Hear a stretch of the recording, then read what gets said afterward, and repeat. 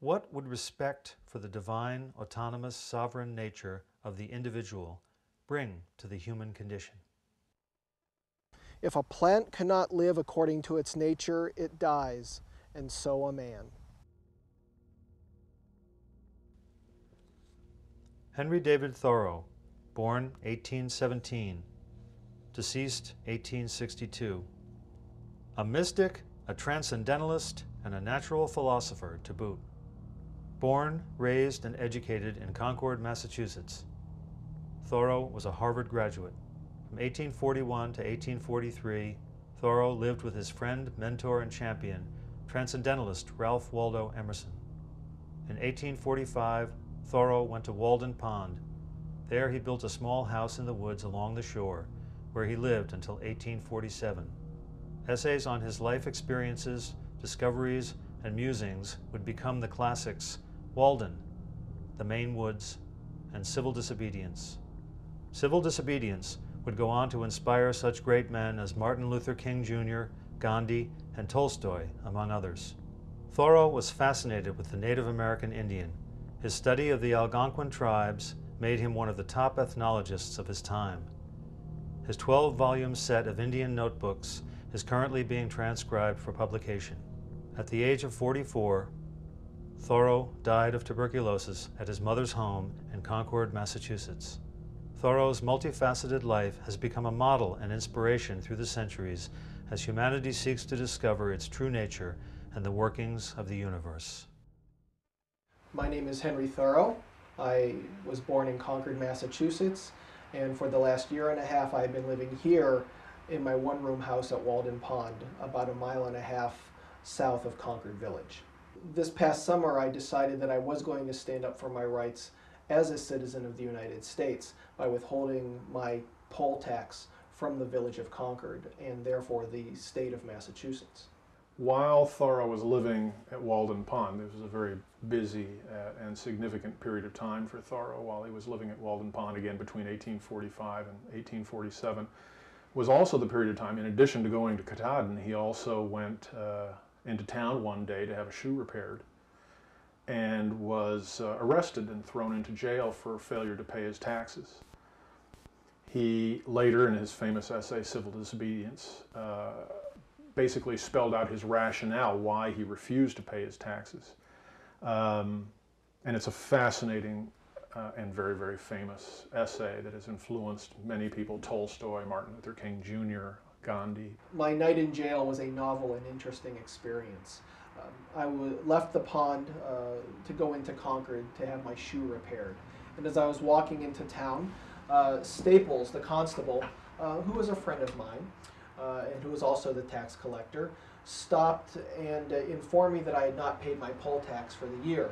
Now, I had not paid my poll tax in some years, and he told me that it was time to pay up.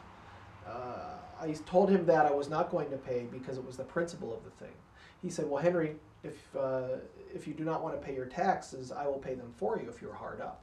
I said, it's not that I'm hard up, it's just the principle. And he said, well, Henry, if you do not pay your taxes, sooner or later I will have to lock you up. I said, well, now's as good a time as any, Sam. And so he took me to jail for the night. Now, I felt, indeed, even though I was in prison, that it was a waste of stone and mortar because they had locked up my body, but they had not locked up my mind. They had not locked up my soul. And even though I was in jail, I think that I never felt freer in my life. My thoughts could come and go as I pleased, and I was there because I felt that I was doing the right thing. I was disavowing my allegiance to the state because I cannot agree with what the state is doing in terms of supporting the war in Mexico and supporting the state of slavery. So by withholding my allegiance to the state, I felt that I was following my conscience and doing the right thing. Again, you know, there's the government out there with civil disobedience, there's the government out there, and the individual who's trying to be a just, upright, moral citizen and wants to be, is practically begging to be. And the government is not allowing that person to be just, to be a citizen. So the issue is, how can I serve my government? And the question is, by being a protester. That's how I can best serve. And Thoreau was talking about, he said, you know, he's doing his part now now being at the moment that he's sitting down writing his lecture essay, I'm doing my part now to educate my fellow human beings. You know, he's talking about this notion that what some of what your tax dollars go to support is the educational system. And he says, I'm supporting that now by basically teaching my fellow human beings that this is the issue that's at stake here, is your moral integrity, basically. Your integrity as a citizen of this country, and even beyond that particularly nationalistic view. Thoreau's exploring all that. It has nationalistic implications, but also universal implications. He was very keenly aware of both, of course. When I was in jail this past summer, I was there because I was following my conscience. I was probably the only one in that jail that was there because he felt that he was doing the right thing. And because of that, I felt that I was truly at home, because being in jail shows you that you are following your conscience and that you are a just man. The difficulty, the principal difficulty that many people who will have if they read that essay, Civil Disobedience, carefully, is that to disobey an unjust law will result almost invariably in certain consequences. Thoreau understood that very, very clearly. He had thought this out very, very carefully. And he knew that sometimes those consequences will require or will result in the government taking your property. I'm talking about all of your property. If you do not pay your taxes, or if you do something illegal, the state feels that the best way they can punish you is by taking those things away. And you are in constant fear of that, of always losing what you have. Well, if you have nothing to begin with, then you have nothing to fear. If you have very little, then you have very little to worry about. If you go to the IRS and say, I will not pay, they're going to come after your house, they're going to come after your car, they're going to come after your clothing, they're going to come after anything that they can do, they can appropriate to sell. And it's just the way the government is set up. There are going to be consequences to your disobeying an unjust law. And that's all there is to it. So what Thoreau says is that this is hard. He understands it's hard, and he says it's hard, but he says what that requires of an individual is, I have come to the pond to live as simply as I can. I feel that if you have a lot of possessions, a lot of material goods, that really you are not as free as you could be. Excuse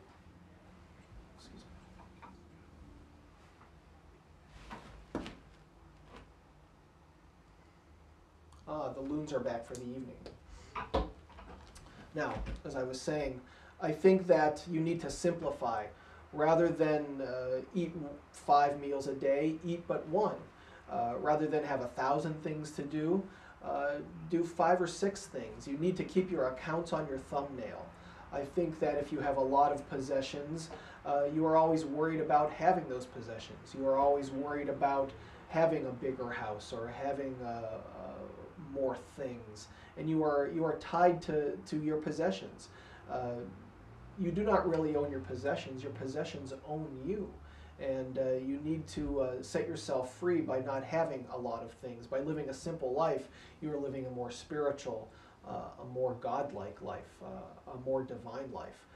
As simple as you can be, I think you will be happier in the long run. but basically that they live within themselves, that they not have an ostentatious life, that they not have 2 cars, a large house, and so on. In other words, to be a moral individual in an immoral world and to continue to act as a moral individual is going to entail very clear consequences on your lifestyle. And as a consequence, you would do well as a moral individual to adopt a particular lifestyle so that basically you have nothing to lose. Basically, you literally have no things to lose. But of course, we all have a life to lose. And on certain occasions, do you forfeit that? I mean, it's a really tough issue. I mean, we've all seen the movie Gandhi, which was what those Indians going up arm in arm and getting batted on the head and carried off with their heads bleeding. Those were consequences that those people knowingly and willingly and heroically chose to suffer because they knew what they were doing was right. But even those consequences are, much less death, but the consequence of losing your house and car. How many of us are going to be willing to do that is a question to be asked. So civil disobedience is something that's extraordinarily serious, or it can be. And what Thoreau's response to that level of seriousness appears to be is that you must basically rely less on the world and rely more on yourself. And it's incredible that by and large, if you look at his life, the biographical facts of his life suggest that that's in fact what he did. He didn't have much. He wrote an entire chapter, the economy chapter of his book. The first chapter of his book was titled Economy, and where he's pushing the simple life, because outwardly things need to be simple because they're inwardly complex. On the physical level, the mundane level, you have a very simple life so that your spiritual level can be complex, dynamic, enjoyable internally. But nobody can bother you there. When he was locked up in jail, he said, "They can't touch me. They cannot touch me. They're locking my body up, but they can't touch me." Again, it goes back to that issue of identity. Who are we? Where are we? It's a profoundly spiritual insight that all of Thoreau's writings really lead to and manifest. I think that the American people are more concerned with their pocketbooks than they are about justice in this world. How do you fashion a life where you can live as the particular person that you want yourself to be? It's a real big question. And it's not only a question like morally, but also physically. Do you want to surround yourself with, if you'll pardon the expression, crap? Do you want to do that? Or do you want to have a more simple life that's really a life where you're enjoying the inward dawn, to use one of Thoreau? He wrote a poem called The Inward Morning. And that, for Thoreau, the inward life was much, much more important than the outward life. The outward life was something that he knew he had to deal with. The economy has to be the first chapter of Walden. But the heart of Walden, the really important part, comes later with the exploration of the inward morning, to use, the inward journey, the inward voyage. It's all inward, it's all spiritual, it's all at that level of the higher law that really is important for Thoreau. I first discovered Henry Thoreau about, I suppose, 10 years ago, so I came into him a little bit later in life than most people do. I went to Catholic school, so we didn't really read a lot of transcendentalist literature. Transcendentalism, a literary and philosophical movement asserting the existence of an ideal spiritual reality transcending the empirical and knowable through intuition. Transcendental. 1. Concerned with the intuitive basis of knowledge as independent of experience. 2. Beyond common thought or experience, mystical or supernatural. I think the thing that I liked the best about him was he was transcendental, and it didn't bother him to talk about spiritual matters. But on the other hand, it didn't bother him to question the government. He was pretty much a troublemaker, and the town of Concord in his lifetime considered him kind of a weird guy because he didn't have any real job. He lived at home with mom and dad all of his life, except for the 2 years that he lived at Walden Pond and a couple of years with Ralph Waldo Emerson. He worked when he wanted to. He spent most of his days out walking around Concord, exploring the area, learning flowers, talking to fish. I guess in modern terms we would consider him a tree hugger. And that's what I liked about him. He really was in a lot of ways kind of like one of the first hippies. And I think that's what attracted me to him. Here was a guy who didn't care what people thought. He was living his life his own way. He said, most of what my neighbors believe to be good, I believe in my heart to be bad. And so he didn't fall for the idea that you had to be married and have 2.5 kids and have a house with a white picket fence to be happy. To him, the perfect day was wandering around in a swamp. And I like that idea, that he was going against all convention. I grew up in the 70s and was attracted for a long time to the punk rockers. I sang in a punk band for years. And so I kind of liked Thoreau's attitude of I don't care what people think.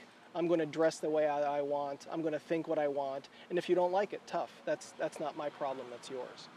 And we're talking about a guy that was rebellious almost his entire life. He only lived to the age of 44, but right up to the age of 44, he was being rebellious and he didn't care what people thought. And I like that about him a lot. The important aspect of the American people is that we are a nation of individuals. We all have our own individual rights. We have our individual thoughts. We have our individual freedoms.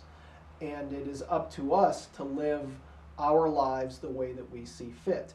We don't need the government to help us. In fact, more often than not, it seems that the government hinders our individual freedoms. And we have to make our government be aware of the fact that they need to respect the rights of the individuals, not just the white men, but the Negro men and the women as well. We are a nation of individuals, and the government needs to realize that. In civil disobedience, a lot of people misinterpret, not a lot, but a few people, in my opinion, misinterpret what Thoreau's about by calling him an anarchist. Many anarchists say that Thoreau is sympathetic to our point of view, that he wants no government, when in fact, right at the very beginning of civil disobedience, he says, I do not ask at once for no government, I want at once a better government. So it's not that he's an anarchist, quite clearly. An anarchist is not, I don't think anarchists can claim Thoreau. What Thoreau is basically suggesting, and I think Thoreau's real view toward government is, he says that government is best which governs least, and followed out, that government is best which governs not at all. And then he puts a period at the end of that sentence, but really to understand what he's talking about, what you need to do, in a sense, if you don't mind me putting a parenthesis to Henry David Thoreau, what you need to do is say, you know, that government is best which governs not at all, in parentheses, because in such a government, all the citizens govern themselves. That's key. What Thoreau wants is self-governors. Everyone is their own king and governor, and Congress and Senate, and you do not need laws to oppress you, because you have a law inwardly that manifests itself in your conduct outwardly. So that's what Thoreau's idea of government is, not anarchism. It is basically, at the most individual level, self-government. When I went to jail, it is not because I am against the government. I asked for not at once no government, I asked for at once a better government. I think by withholding my tax from the United States, I am at least hopefully letting them be aware of the kind of protests that we have as individuals here in the United States. I think that we need a government that respects the rights of the individual and bends to our will. Supposedly we are a democracy and a republic, so that those that we elect are to do what we say. But it seems that even though they think they have the majority and think that they have a mandate to rule how they see fit, very rarely do they do exactly what we want as a people. When you consider your conscience as how it reflects on the American government, it seems that if a man truly follows his conscience, for instance, in this war in Mexico, I know a goodly amount of people who are against the war in Mexico, yet the American government seems to consider them traitors because they do not support the government wholeheartedly. Ever since we have been expanding westward, there has been a saying, my country, right or wrong. And it seems that if you are against expansion to the west, if you are against the war in Mexico, if you are against the Constitution because it supports slavery, you are considered some sort of a traitor to the American government. And I am very much against that ideal. Following your conscience is much more important than following anything that the American government has to say.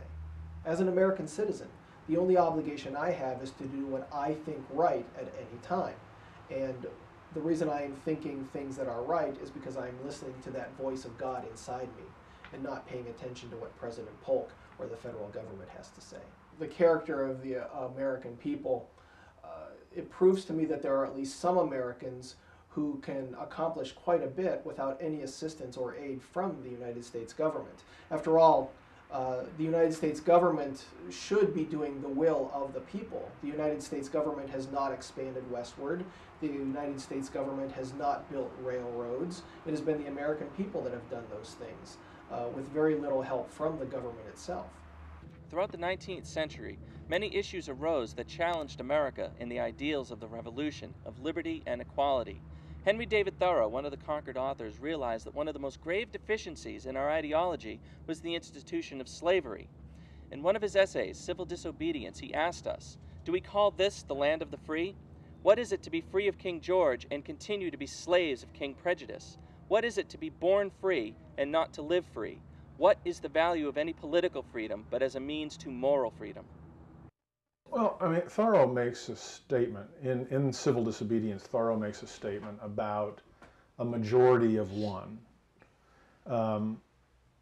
Basically expressing this notion of the sovereignty of the individual as opposed to the majority, which of course in the democratic impulse is the majority rules, period. The difficulty is, what if you have a majority, as you did during Thoreau's time, that supported slavery or some other, what we would now regard as immoral group action, or that would sanction that kind of slavery, for instance, that would enslave 6 million people? What do you do as a moral being? What do you do? And what Thoreau says is, when you're acting from principle, action from principle makes the individual makes, in a sense, the individual the majority. Now, from a common sense point of view, that's insane. How can one single individual be the majority? But, I mean, we have now obvious instances of individuals changing the world. You have Martin Luther King Jr. with the Civil Rights Movement, starting those brave individuals who in the beginning were the ones to raise the consciousness of the country and change the country, and through the country, the world, I think. Now civil rights, we're actively thinking about what are civil rights, whereas it wasn't really thought of that much before. Now it's kind of on the forefront of everyone's mental plate, you might say. You have Tolstoy doing the same thing. You have people saying, wait a minute, and standing up and questioning things that before were not questioned as a consequence of this notion that acting from principle makes you a majority of one. In some strange sense, it does make you, if you know you're right and you're confident that history will pronounce you right, then it gives you an enormous amount, or has given certain people an enormous amount of, it enables them to put up with an awful lot of stuff, an awful lot of nonsense, an awful lot of abuse, and in some cases even death. It's the stuff that martyrs are made of. Here we have men in Washington City, our senators and our congressmen, and President Polk, our so-called leader, who feel that they have a mandate, that they have been sent to their offices because they have the majority of American voters who have sent them there. However, a man could only have 51% of the vote, and yet he considers himself in the majority. And I think that there are 49% of the American people who do not have their say in what is going on in the government. I think that President Polk is doing what he wants. I think that our congressmen and our senators are doing what they want. And for instance, the present war in Mexico. I do not recall a single individual here in Concord writing a letter to President Polk asking him to start a war with Mexico. Nor do I know of anyone in any other city or town in the north that wants a war in Mexico. And yet President Polk started the war in Mexico without even considering what we wanted or how we felt. And so, once again, it is the American government doing what they want and not caring one bit what the American people really want. If I am doing what I feel right at any time, I am in the majority already. It seems that a lot of the so-called reformers are always worrying about getting a majority on their side. They feel that they cannot end slavery unless the majority of Americans are against it. They cannot end the war in Mexico unless a majority of Americans feel that the war needs to be over. If I'm doing what I think right at any time, I am already a majority because I am an individual thinking the thoughts and following his conscience as he sees fit. So already I have started to change the world.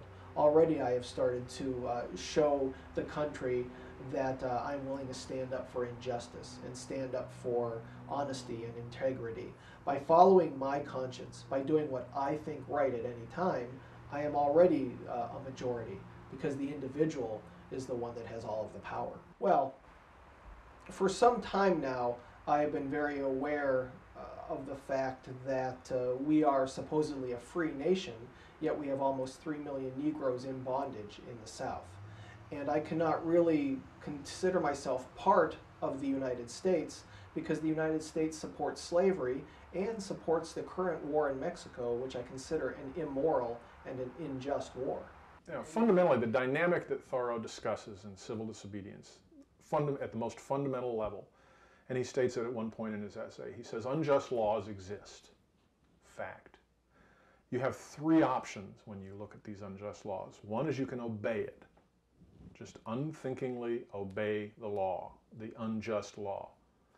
Another one is you can say, well, I'm going to obey it for the time, but for whatever reason, because I don't want to get in trouble, make my life too much of a hassle, I have a nice big house and I don't want them to take my house, I'm going to obey the law now, but I'm going to work to change it. That's another option. The third option is the one that Thoreau espouses, and he confesses that it's a very, very difficult option because some of the consequences are horrific sometimes. Disobey the law. If you know that law is unjust, disobey it. Now, sometimes the consequences are horrible because they can take your car, they can harass you, and Thoreau mentions this. He said, this is hard. I know this is hard. But if you believe in this higher law, if you believe that divine law, or whatever you want to call it, is universal law, as many people do, the Martin Luther Kings of the world, the people who lay down in front of trains to stop radioactive waste and so on, they're so convinced of the truth of their principles that they're fighting for, that they will make enormous sacrifices, in many cases the ultimate sacrifice, to disobey the law, disobey the unjust law. And it's very clear, and it's unfortunate in a sense, because it makes every one of it makes you feel indicted. If you know that that law is unjust, you have one of three options. What are you going to do? Make your decision and live with it. That's tough. I think that as a nation we are full of unjust laws, the fugitive slave laws just being the perfect example. According to the fugitive slave laws, it is the duty of every American citizen to return runaway slaves to their masters in the South. Now, as human beings, as divine creatures, we know that that is wrong, to return a man to bondage. It is a sin against humanity, it is a sin against nature. And so, in that sense, I think that we need to listen to our conscience and not worry about what the federal laws have to say. I think that it is important that as individuals, we do what we feel right. As an American citizen, the only obligation I have is to do what I think right at any time. And the reason I am thinking things that are right is because I'm listening to that voice of God inside me and not paying attention to what President Polk or the federal government has to say. In the 30-odd years that I've been studying Thoreau, one of the things that I have come to this conclusion that he is first and foremost an ethical writer. An ethical writer is someone who really is out to change lives, to change. I mean, he has designs on you, as to use a phrase that Thoreau himself actually uses. Thoreau says in Walden curiously that if someone's out to change him or to reform him or, for a love of man to change him, he would run for his life. But he himself has those very impulses. But what he does in an interesting way, he uses metaphors to explain what he's trying to do. At the very beginning of Walden, he puts a passage that's in the first chapter, but he extracts it and sticks it on the title page. And this is the passage, and it indicates the ethical dimension of the man, that he would put this at the very front of the book that he must have known would have been a classic. Here's what he says. I do not propose to write an ode to dejection, but to brag as lustily as Chanticleer in the morning, if only to wake my neighbors up. So what he's doing here, what he says he's doing, he's basically proclaiming the good news. That's what a scripture does. A scripture means good news, basically. He's not writing an ode to dejection.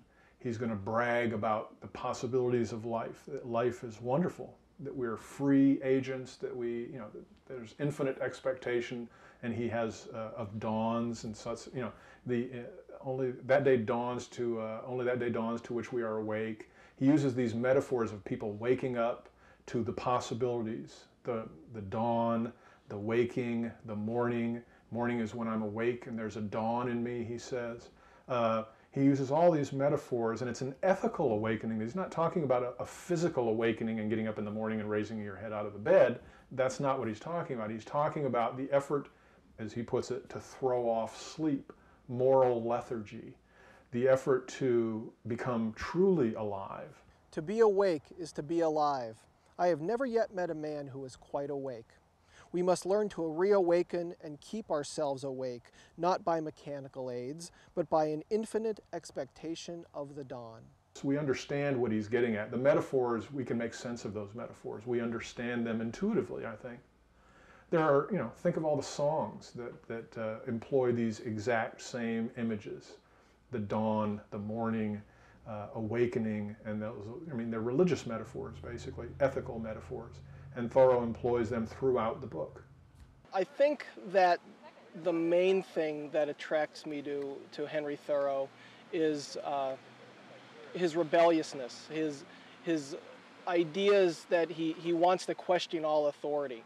Throughout his life, he was always questioning the church, the government, the press, and he was really trying to make people accountable for the way that they act in real life. He hated hypocrisy, he hated stupidity, and he really wanted to try to question everything that he could and make people be aware that there's more to the world than just what we see. He was an incredibly spiritual person. Everything that he wrote came from a spiritual base.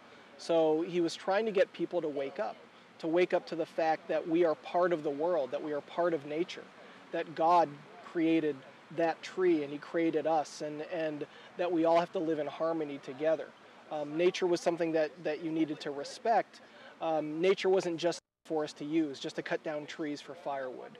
But nature is something that we have to learn to get along with because it's part of us. And if we lose a tree or if we lose a species of animal or what have you, that takes a little bit away from us as well. And so as a spiritual person, he really wanted people to wake up to that fact that we are all part of the universe, that we are all part of God's world, and that we need to act accordingly so that we're more aware of our place in the world as spiritual human beings. Well, Thoreau talks about, again, I think what's interesting is to take a look at the Concord, Massachusetts tradition of, that's where the Revolutionary War started. Here you have the Old North Bridge, the British confronting the Americans, and the Americans beginning the War of the Revolution, the War of Independence, the War of the Rebellion, whatever you would like to call it. They were asserting their freedoms as they believed they should have had them from the mother country, from England. And what Thoreau's doing, again, I think, is he's playing on the tradition of his very hometown. He was the only writer during the American Renaissance who was born and raised in Concord, Massachusetts. Which has this wonderful legacy of freedom, and Thoreau's taking that legacy and running with it on an individual level. It's kind of basic that Thoreau's doing this. So the issue, what he's doing is he's clearing a space for himself. In 1845, he's still a fairly young man, hasn't quite decided what to do. He's got a great education, Harvard education under his hat band, I guess you could say, not under his belt. And he goes out into the woods and he begins exploring some of the most fundamental questions in life. One of those, I would say the most fundamental question is, to what extent can we be free? And that's a really critical question for every young person to ask himself or herself. In fact, you might say it's the question. It seems to be physiologically built into us to explore that in various ways. It manifests itself in teenage rebellion and so on. You're basically exploring the envelope. How free am I? What parameters can I legitimately have? And what Thoreau was doing was, again, he's a very intellectual, intelligent person going out into the woods and trying to find out how free he could be. The American tradition, the tradition of his hometown, had said that he was politically free. But what are you going to do with your political freedom? Now that you're free on a political level, what are you going to do on an individual level? How is that freedom going to manifest itself individually in you?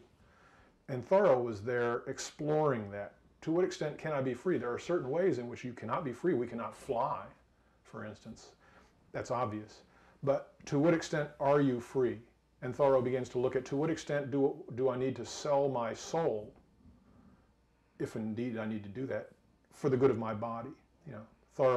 One Thoreau critic, Crouch, said that Thoreau's whole life was spent teaching the gospel, this particular gospel of what shall it profit a man if he gain the whole world and lose his own soul. And I think that's one of the things that Thoreau was exploring, was this notion that what does the body need, as opposed to what do I want to give it? You know, what does the body need to stay alive here? What is I need to stay here because my soul needs to stay here with my body.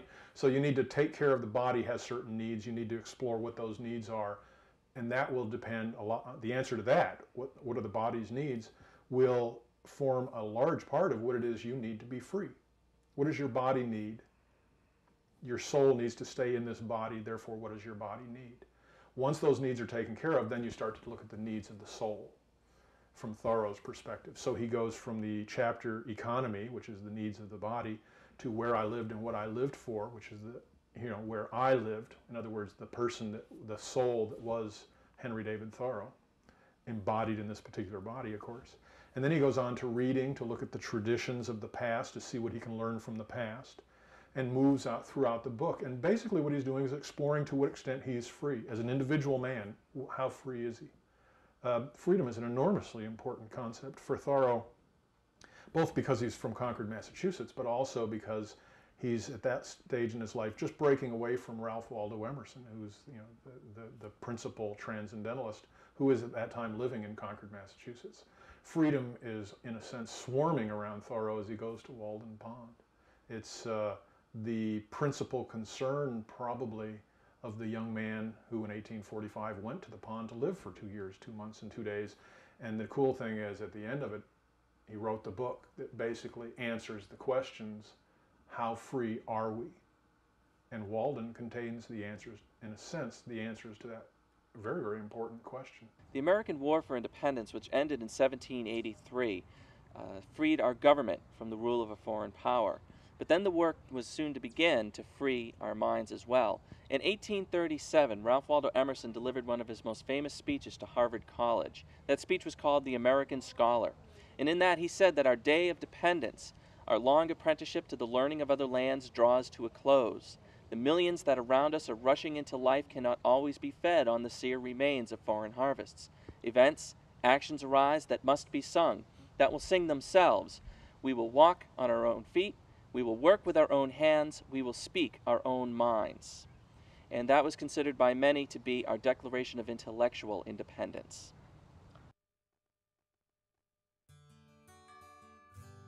The Freedom Tradition of Concord, Massachusetts.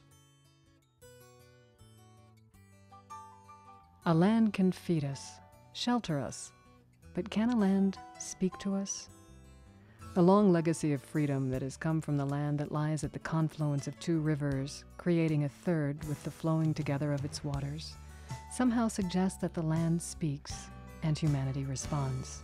Known to us in recent history as Concord, a word meaning harmony, a treaty, peaceful relations, accord.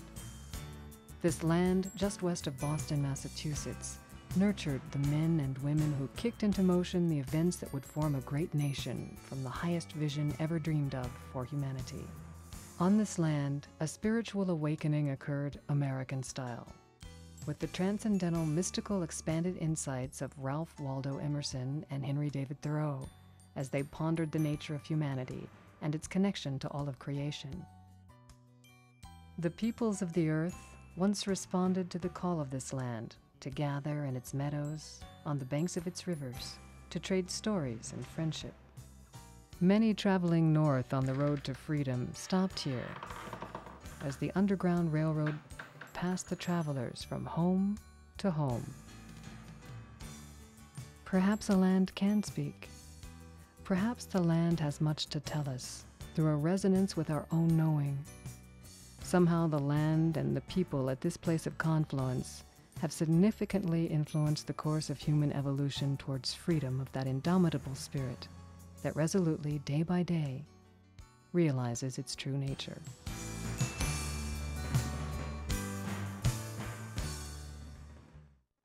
Just spent some time with Major Buttrick talking about the events of 19 April past. We still believe it is difficult in our minds to comprehend that 400 of us from different towns stood on yonder field with the one goal of defending our liberties as free Englishmen and our families. This is the site of Concord's North Bridge. On April 19, 1775, this was a battlefield. On the west bank of the river, directly across from us, stood 450 Minutemen and militia of Massachusetts, and they were facing off against 96 British regulars who stood right over here. They were about to take part in an event that would forever change the world in which they lived. In the 19th century, there was an historian, Lemuel Shattuck, who wrote a history of the town of Concord, and he said of this event that from the plains of Concord will henceforth be dated a change in human affairs, an alteration in the balance of human power, and a new direction to the course of human improvement. The British regulars were marching to the town of Concord to seize the military supplies that were stockpiled in town. The Minutemen of Concord knew that they were coming. The alarm had been carried by Dr. Samuel Prescott, who arrived in Concord at 2 o'clock in the morning.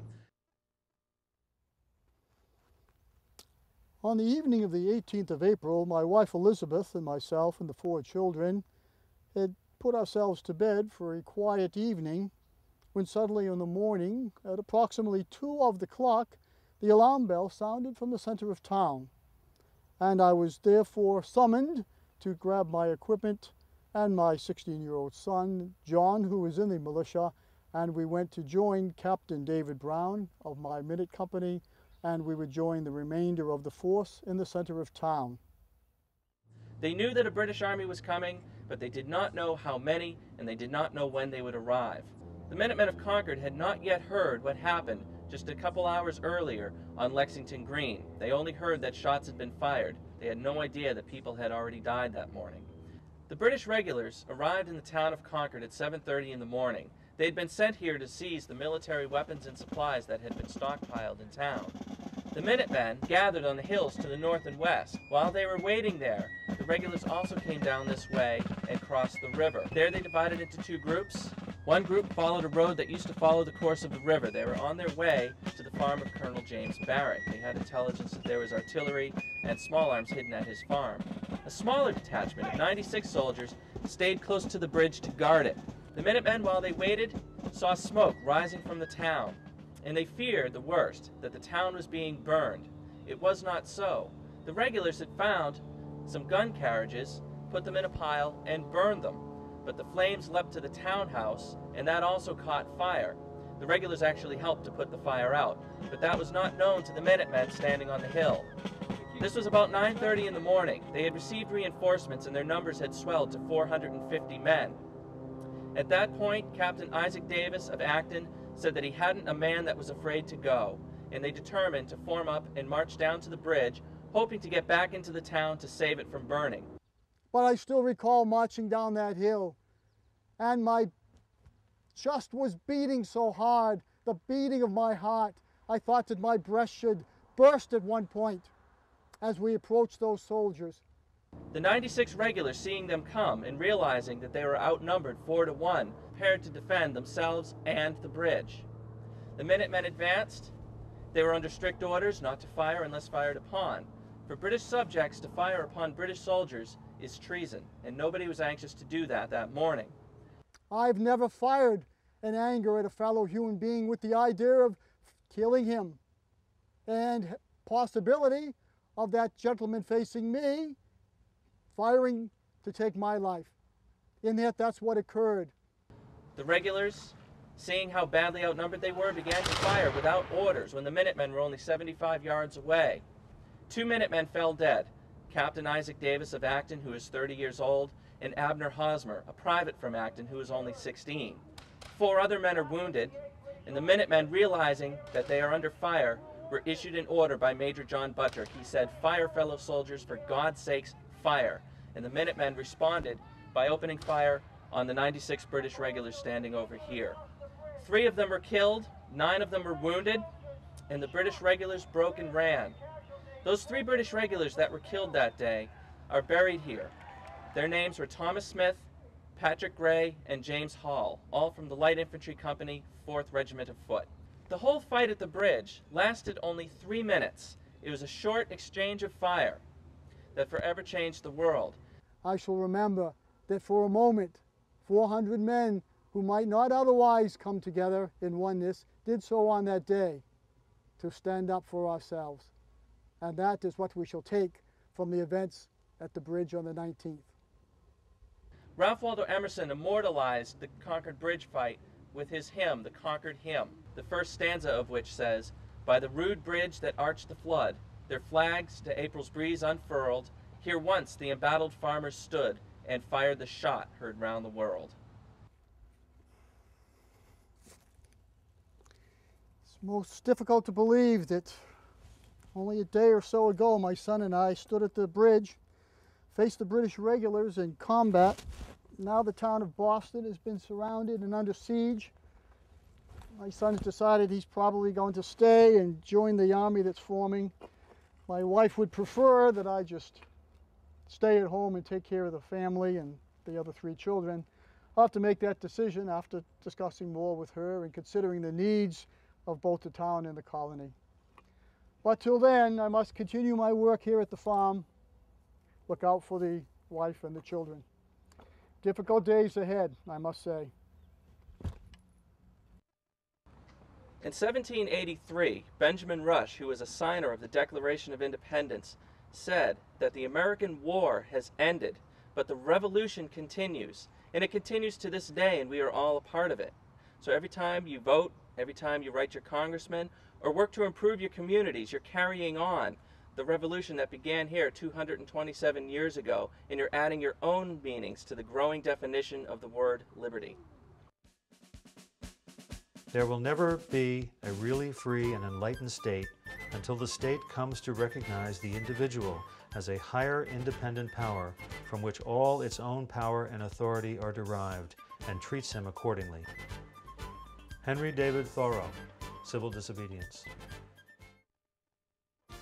In 1776, the Sons of Liberty flew a flag without stars called the Rebellious Stripes. The red stripes to honor the mother country, the white stripes to take a stand for liberty. In 1777, the Continental Congress adopted the 13 stripes of the Sons of Liberty flag with a union of 13 stars of white on a blue field, representing a new constellation. Later adding a star for each new state in the land of the free and the home of the brave. Be free and be brave, America.